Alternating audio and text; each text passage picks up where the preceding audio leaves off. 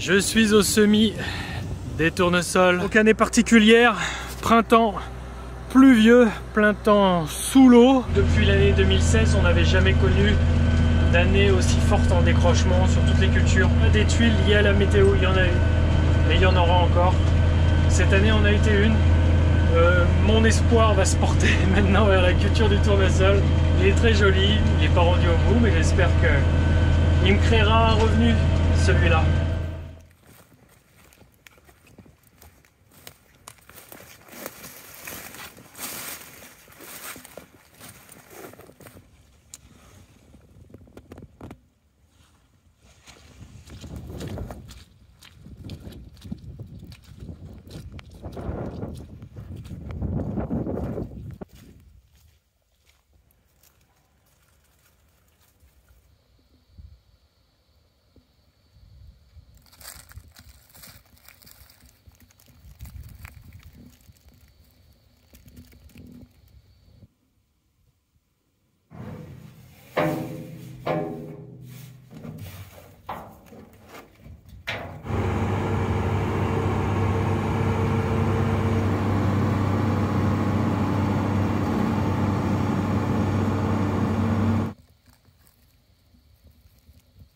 Salut à tous!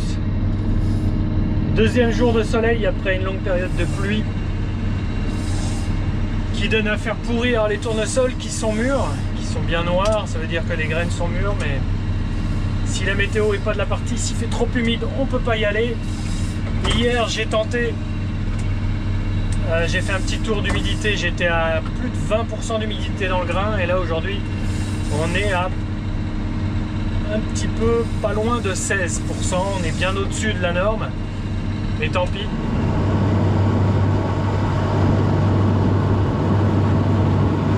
On est juste pour que le grain puisse descendre. Plus il est humide, quand il arrive à descendre dans la trémie, alors il peut arriver des fois que tout reste bloqué, il y a trop de friction entre les grains, et voilà, donc compliqué. Et là, je ne vais pas battre bien longtemps, car dès qu'il fera nuit, dans 2-3 heures, l'humidité sera là, ça sera encore pire. Et puis demain il pleut, et c'est encore, on signe encore pour une semaine de pluie. Très compliqué, et puis les tournesols fraîchement faits, fraîchement semés. C'est-à-dire que j'ai fait en dernier, début juin, alors que ceux-là je les ai fait courant du mois de mai pour les semer. Eh bien ils sont ouverts et ils sont en train de verser, très exposés au vent. Les graines sont humides, mais aussi les pailles.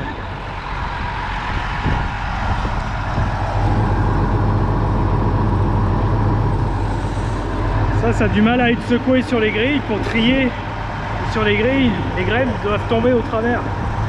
Et les impuretés, les pailles, en théorie plus légères, sont évacuées par les va-et-vient, les vibrations et les vents. Mais les impuretés sont tellement denses, pleines d'eau,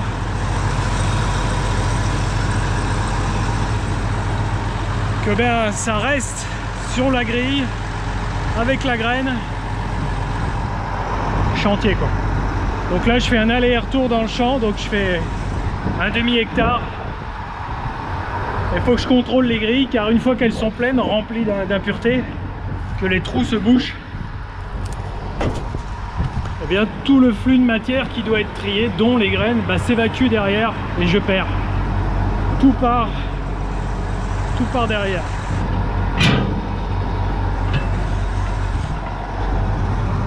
C'est vraiment pour dire, je récolte un peu de tournesol.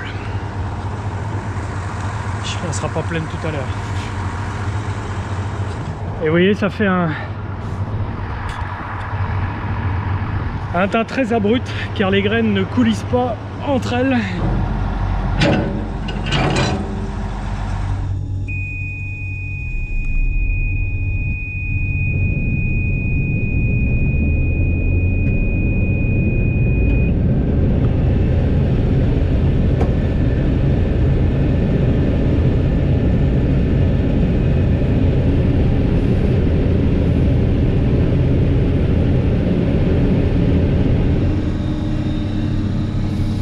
Ça à gauche, celui que j'ai fait début juin, Et il y en a 3 hectares un petit peu dans le fond aussi.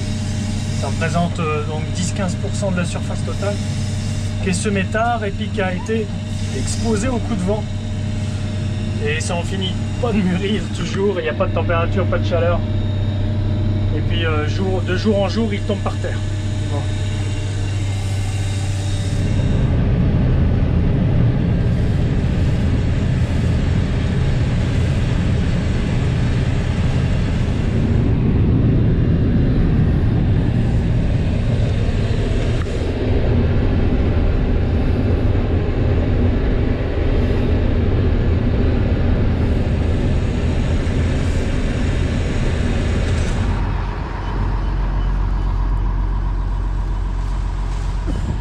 Bon allez, j'arrête là.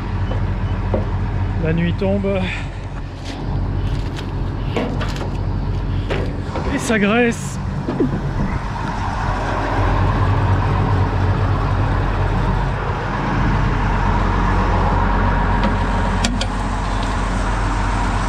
Ici c'est l'élévateur du bon grain. Quand tout est trié, ça monte à la trémie. Et vous voyez, là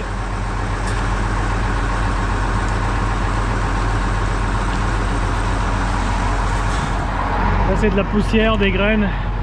Ça colmate les fonds de, là, les fonds d'élévateur, mais aussi les fonds de vis d'acheminement. Bon, ça arrive à circuler quand même.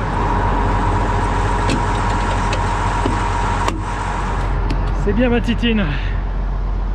Allez, on va mettre ça à l'abri. Une semaine après le premier essai, où j'ai pu quand même battre 2-3 hectares. Bon, j'appelle ça un essai vu que j'ai fait à peine 10% de la surface. Je vais essayer de m'y remettre aujourd'hui. Il a fait ensoleiller hier, mais pas suffisant pour faire sécher les têtes qui étaient encore pleines d'eau.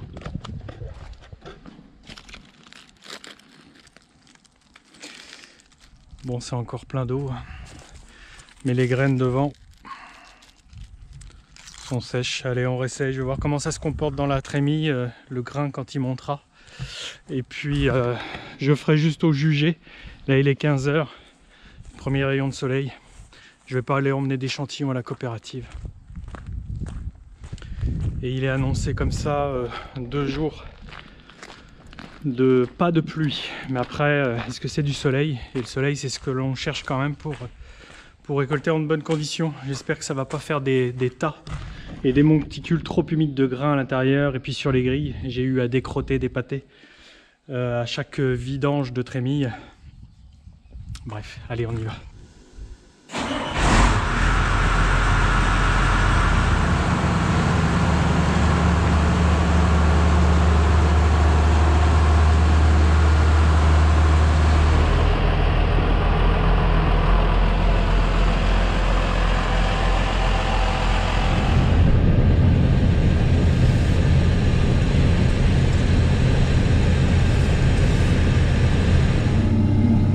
J'ai rempli la trémie de moitié, la contenance derrière moi. Parce que je suis pas sûr de mon coup, je suis pas sûr que ça se vide bien.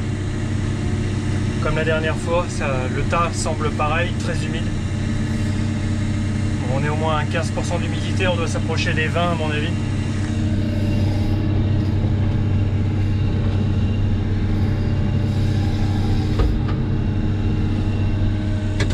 Allez, qu'est-ce que ça va faire?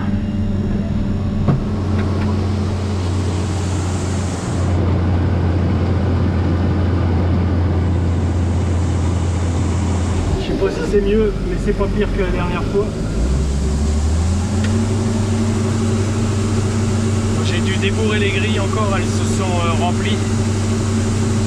Alors, je vais peut-être augmenter les vents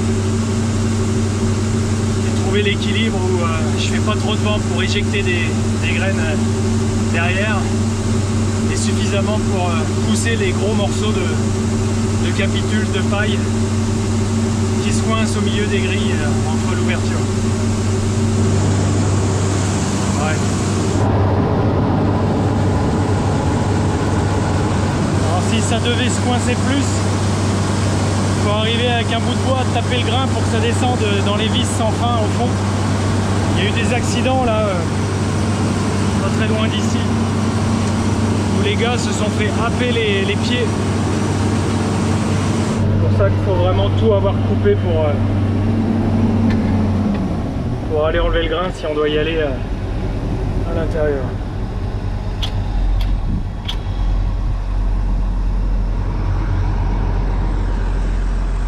Il me reste un petit peu d'accroché, mais ça vaut pas le coup.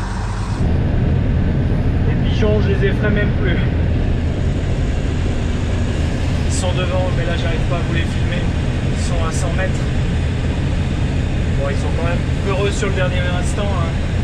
Quand je suis arrivé tout à l'heure, il y en avait, moi j'estime entre 100 et 200.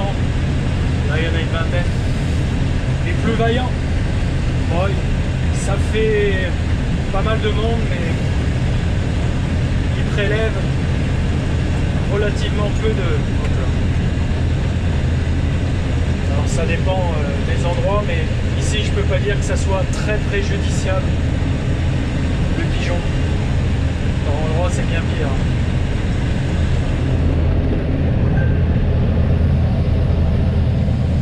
Je crois que c'est Alex qui m'écrit. Il a commencé un petit peu plus tôt, notre Alex de la Vienne. Il me renseigne un petit peu de l'humidité de son grain, même s'il est à 100 km d'ici. Il a un stade à peu près équivalent en tournesol. Ça permet de nous situer. Puis ce matin, je passais aussi des coups de fil à des confrères proches. On s'appelle pour savoir comment on va et puis comment ça va dans les champs. Ce qu'on a pu faire, ce qu'on n'a pas pu faire, les galères, les taux d'humidité et tout ça. Et là, il faut que je fasse gaffe en bordure de ce bois. Bon, il n'y a jamais rien à récolter hein. Ici, ça prend l'eau, c'est toujours à l'ombre. Et là, il faut que je fasse gaffe car je peux m'embourber. On est sur une couche d'argile ici, pas très loin. Alors, je vais pas aller chatouiller le champ. Là, ça fait une bassine. Donc, je vous reprends après, je me concentre. Je regarde si la batteuse ne marque pas. Ah, ça, j'aime pas ça.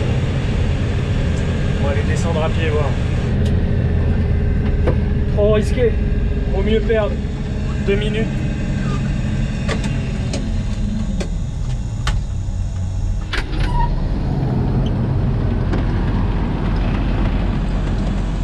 Ça fait un petit peu de gras par endroit. Il y a des pieds par endroit, ils sont verts. Hop là. Ça va. Du chardon, du chardon, du chardon. Bon, si à pied, je m'embourbe pas, je m'enterre pas jusqu'à la cheville, c'est que ça va. À gauche, interdit. J'ai même pas pu le semer en fait. Les semis étaient déjà très compliqués au mois de mai. Avril, ça aurait été l'idéal de les semer. J'ai pas pu, on était sous l'eau. Super temps en fait, il fait 23 degrés. Fantastique. Qu'est-ce que c'est agréable, mais souvent ça dure plus longtemps. Oh là là, c'est fou comment il est.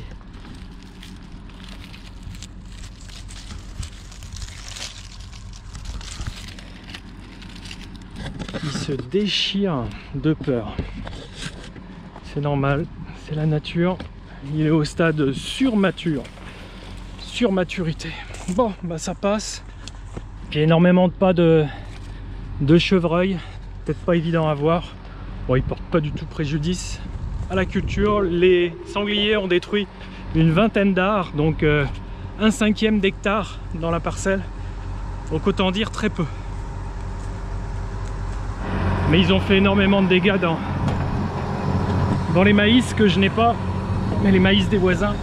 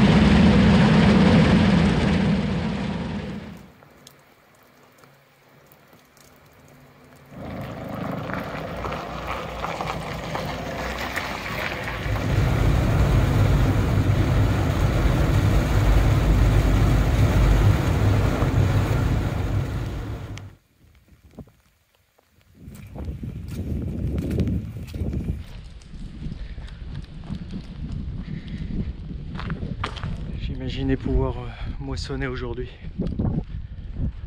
C'est râpé parce que il se met à pleuvoir ce matin. Ils en annoncent d'ici 2-3 heures sur les coups des midi 1 heure. Il va peut-être faire soleil pendant 2 heures, mais voilà, ça va couper court à la journée et il semble sûr que pendant 3-4 jours encore il va tomber quelques dizaines de millimètres, du moins c'est ce qui est annoncé du moins. Et bon, si c'est pas 40 mm, ça sera suffisamment d'eau pour ne pas pouvoir battre. Là, même si ce matin ça fait une petite demi-heure qu'il pleut, il a plu quoi, un demi-millimètre, hein, de quoi tout mouiller. Et puis surtout mouiller le tournesol, il me reste pas loin d'une vingtaine d'hectares encore, je peux plus en faire beaucoup.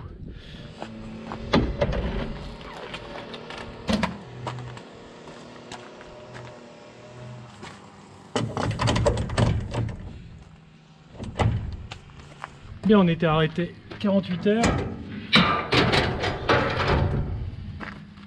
principalement à cause de la pluie. Là ce matin il fait un peu soleil.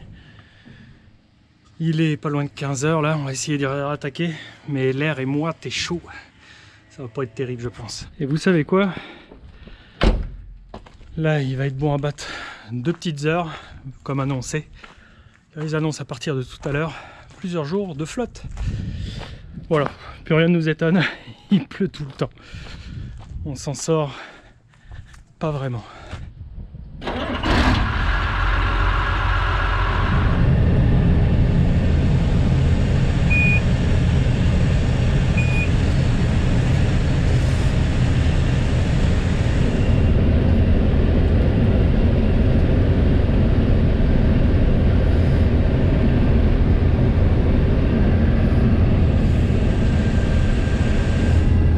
Papa est parti emmener un échantillon, mais au toucher ça semble radicalement différent et beaucoup plus sec. Même si on n'est pas sur les 9 d'humidité, j'en suis sûr, on est bien au-dessus, mais on est beaucoup moins que les 17-18.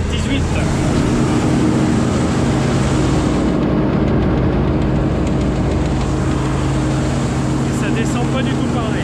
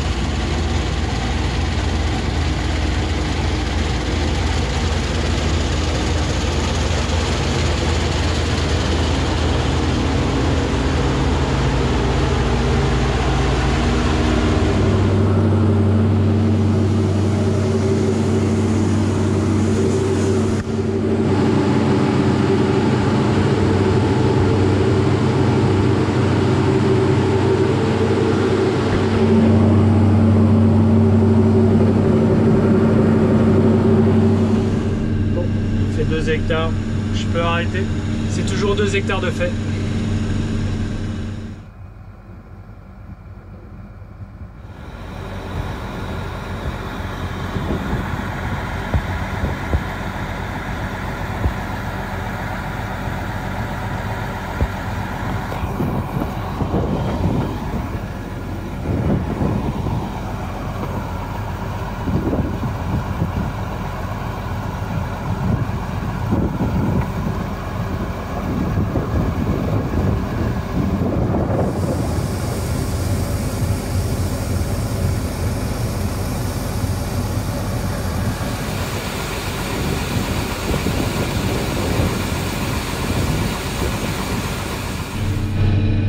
Allez, 23 octobre, on est reparti.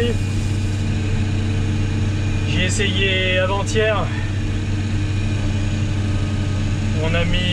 J'ai essayé pas longtemps, hein, juste une trémie. J'aurais dû faire la moitié car on a mis 1 heure à la vider à la main. Donc là j'ai attendu 2 jours, mais c'est encore pas ça, c'est de pire en pire. Là on est à 18% d'humidité. Donc là plus ça va, moins c'est meilleur.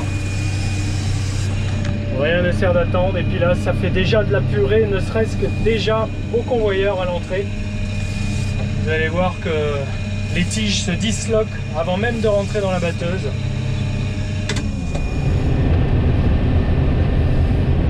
C'est pas évident à distinguer, mais vous voyez, ça en vient même à dormir devant, à avoir du mal à rentrer.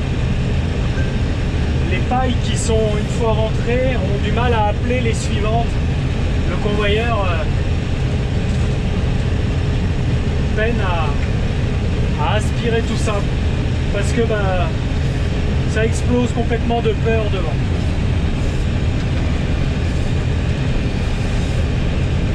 Donc j'en perds devant au convoyeur. Le convoyeur qui la vis sans fin font des projections de graines. Les graines les têtent très vite devant.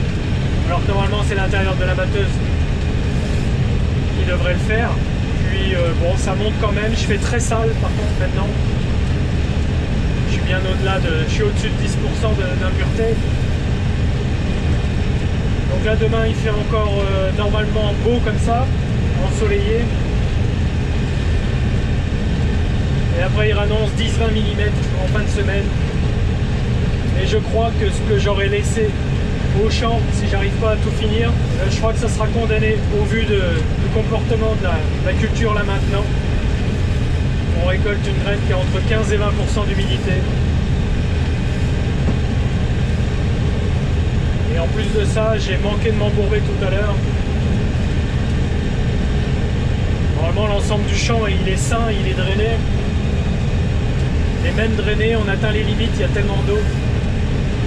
Pourtant il y en a moins que certains coins de France où il a plu énormément. Donc, et puis les confrères dans les parages s'embourbent, ça me pend au nez, ça m'est encore pas arrivé. Et tout à l'heure j'ai fait un petit peu de glissade avec la batteuse et je me suis dit oh, faut se sortir de là et vite. Vous voyez, ça dort.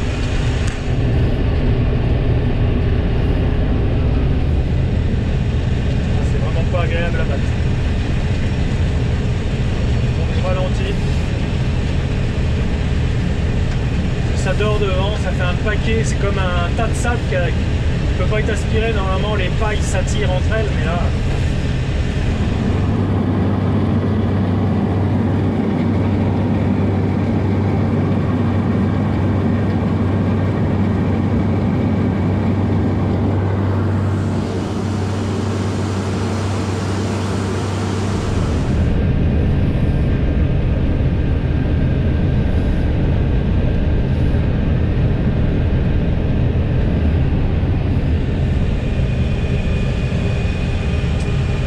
Pas bien lourd. Il avait plu très vite dessus ce semis, cette partie là, j'ai pas tout semé le même jour hein. Une partie au mois de mai, un petit peu au mois de juin. Hop là, sanglier. Ce que j'ai semé au mois de mai, il y en a un petit peu qui a bu la tasse dès le semis, on va dire. Petite caille.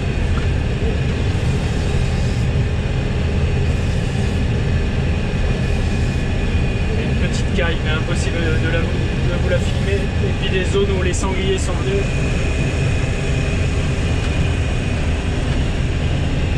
Beaucoup de raies gras aussi. Enfin, il y a de tout hein, qui a poussé, du chardon, là du rais gras, du vulpin. C'est vraiment pas beau du tout. Ils sont venus ici les sangliers, c'est fou. Alors, je pourrais rouler vite parce qu'il y a très peu de tournesol, je pourrais en mancher, mais je peux pas trop car ça chahute de trop avec les trous. Il faut bien les voir venir.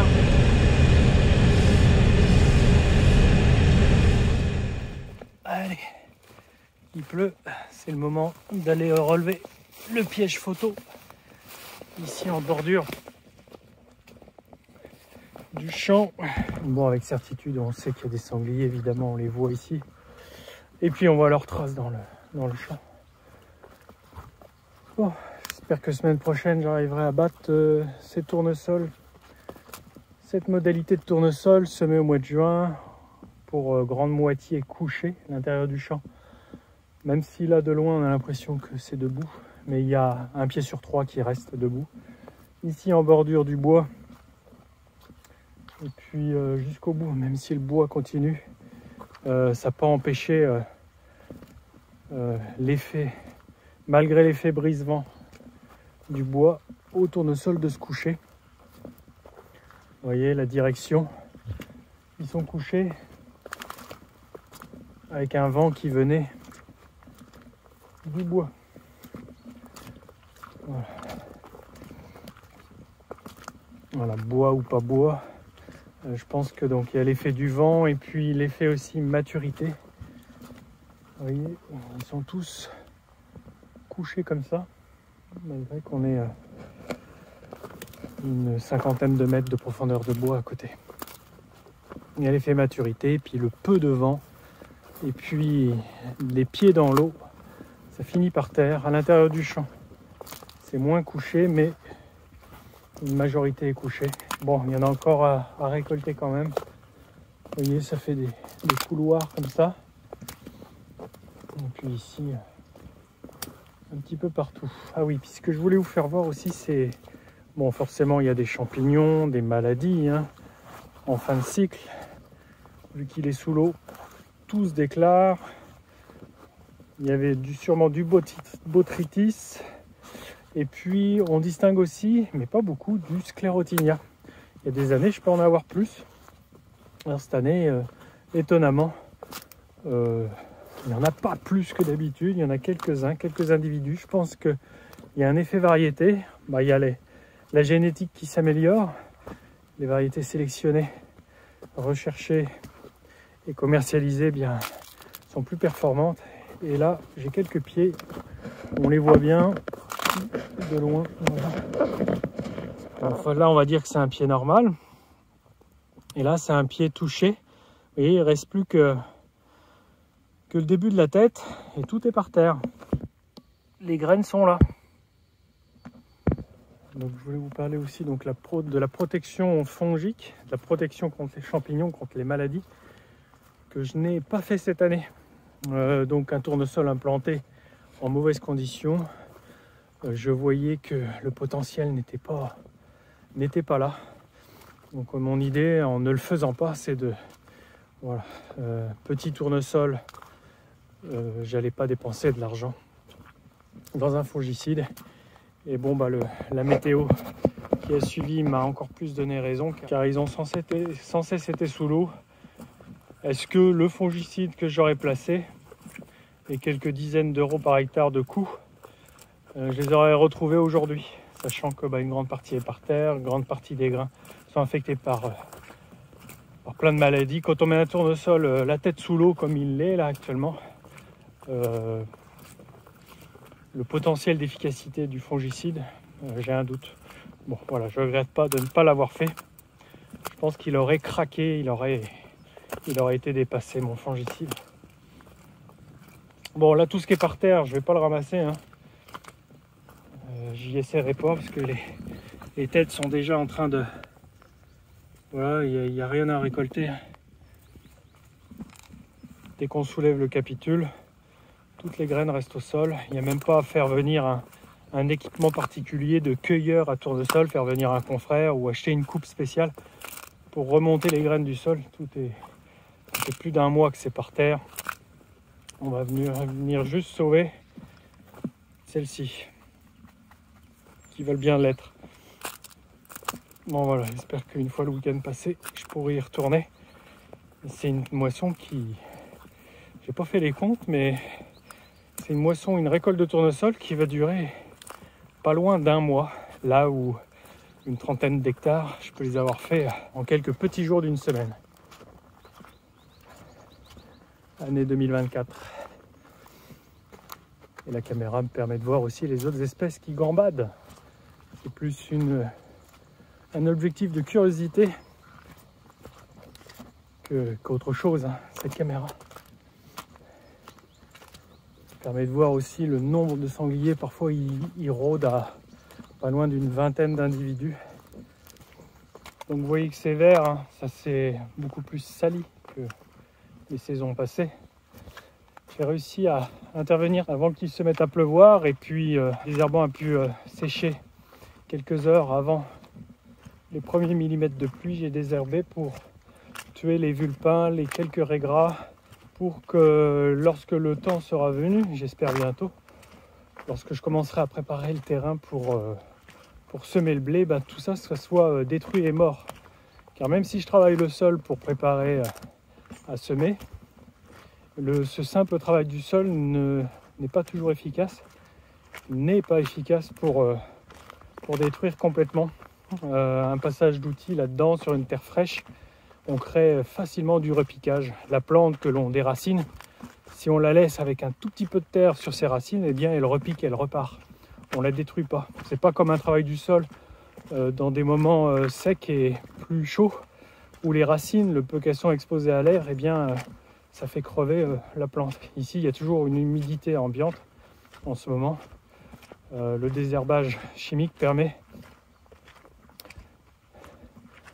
d'être habile sur l'implantation de la future culture sans trop travailler le sol, quoi, en fait,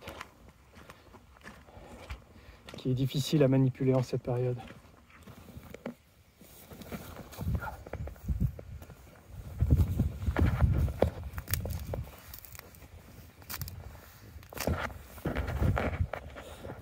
Bon, j'ai commencé cette vidéo de moisson à vous tourner les premières images. On était dans les tout premiers jours du mois d'octobre. Et puis je m'étais donné à vous délivrer cette vidéo de moisson début novembre. Et elle n'est pas terminée. Dans cette vidéo, on ne verra pas les derniers hectares fauchés, car le temps reste bloqué sur cette météo-là qui ne sèche pas, qui reste grisâtre toute la journée. Au petit matin, on a une brume, un gros brouillard, et puis l'après-midi, on voit jamais le soleil, donc ils ne mûrissent toujours pas. Bon, c'est toujours, faut plus y regarder. On sait que ça peut être que pire qu'hier, mais il y a quand même la batteuse à y passer, même si là aussi, hein, il y a toujours un pied sur deux qui est par terre. Il n'en tombe pas beaucoup plus. C'est mangé par les animaux, c'est mangé par les oiseaux et par les champignons. Mais je peux toujours y faire venir la batteuse. Dès qu'il y a 1 heure ou 2 de soleil, j'y viens, je guette, je suis au bout du champ presque. Je vous l'apprends dans cette vidéo, mais j'avais déjà abordé le sujet en direct sur la chaîne des directs. Je tiens à vous proposer une vidéo par mois, donc le premier mardi du mois. Donc ce premier mardi du mois de novembre, la moisson est toujours en cours. Elle va durer plus d'1 mois. Elle va rester jusqu'au bout exceptionnel cette année 2024. Une année compliquée, car c'est pas avec le tournesol que je vais redresser l'aspect économique des choses. Je suis en perte totale sur toutes les cultures, hein. Colza, blé, orge, tournesol, luzerne, il n'y a aucune culture qui va être positive. Le bilan est en dessous de 0 et négatif. Fort heureusement, les années passées, j'ai passé de bonnes années où les céréales sont bien commercialisées, le tournesol aussi. Donc je m'appuie sur les bonnes années. Mais voilà, on croise les doigts et avec beaucoup d'espoir, j'espère que l'année prochaine ne sera pas mauvaise comme celle-ci. Je suis assez confiant. Je pense quand même pas que des années comme 2024 se reproduisent l'une sur l'autre successivement. Voilà, c'est ça. Il y a des hauts et des très bas dans ce métier-là. Et c'est vrai qu'il faut être solide économiquement. Et puis au niveau mental aussi, c'est pas toujours évident à traverser ces moments-là. Vous ne m'avez pas vu très présent sur la chaîne secondaire et puis sur Facebook. Voilà. Le moral, le mental n'était pas présent, mais ça va revenir. Bon, je vous tiens au courant des résultats. Bon, là, je peux déjà à peu près les estimer. Il y a 85%, 90% de la surface qui est récoltée. Et on est en décrochement de 30-40% par rapport au rendement historique sur cette culture du tournesol. Ça a été la même chose sur le blé, moins 40%, moins 50% sur l'orge, sur le colza aussi. Il faut savoir aussi que je n'ai engagé aucun chantier de semis, les champs ne sont pas praticables. Donc à la fois pas praticable pour moissonner, ni même pour semer les futures récoltes 2025, car il y a encore trop d'eau, ça ne sèche pas à la surface du sol, ça va graisser les tracteurs, graisser les outils, on ne fera pas du bon boulot. Et il y a des zones où on va clairement s'embourber. Donc là, bon, on est en train d'engager du retard sur les semis, mais on a bon espoir au regard de la météo qu'on puisse travailler dans les 15 jours, 3 semaines qui viennent. C'est annoncé un petit peu plus ensoleillé. Donc on est peut-être arrivé au bout de cette flotte. Alors on va se mettre un peu plus tard, c'est pas les optimums, mais c'est pas la catastrophe. Voilà, si la météo tient. Allez, je vous dis à très vite. Bon courage à tous, bon courage à la profession, aux confrères, aux consoeurs. Il y a des situations actuellement complexes et dans le futur qui vont être complexes à gérer. Donc que dire de plus que bon courage et on espère que demain sera meilleur. Allez, à très vite. Merci d'avoir suivi cette vidéo. Je vous tiens au courant sur la chaîne bonus et sur Facebook. Salut!